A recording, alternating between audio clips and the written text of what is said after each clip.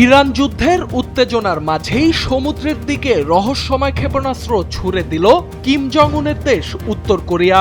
বিষয়টি নিশ্চিত করেছে দক্ষিণ কোরিয়ার প্রতিরক্ষা মন্ত্রণালয়।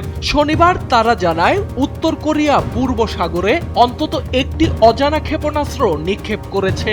এদিকে জাপানের উপকূলরক্ষী বাহিনী জানিয়েছে তারা একটি সম্ভাব্য ব্যালিস্টিক ক্ষেপণাস্ত্র শনাক্ত করেছে, যা পরবর্তীতে সমুদ্রে গিয়ে পড়েছে।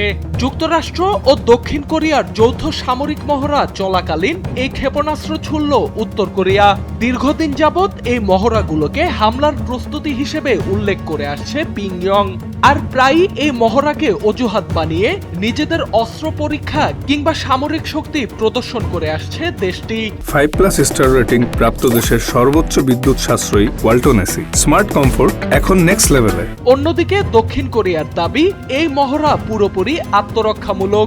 উত্তর কোরিয়ার সামরিক হুমকির বিরুদ্ধে প্রস্তুতির অংশ হিসেবে এটি পরিচালনা করা হচ্ছে। তবে ঘটনার এখানেই শেষ নয়। শুরুতে একটি অজানা ক্ষেপণাস্ত্রের কথা বলা হলেও পরে সামনে আসে ভিন্ন তথ্য।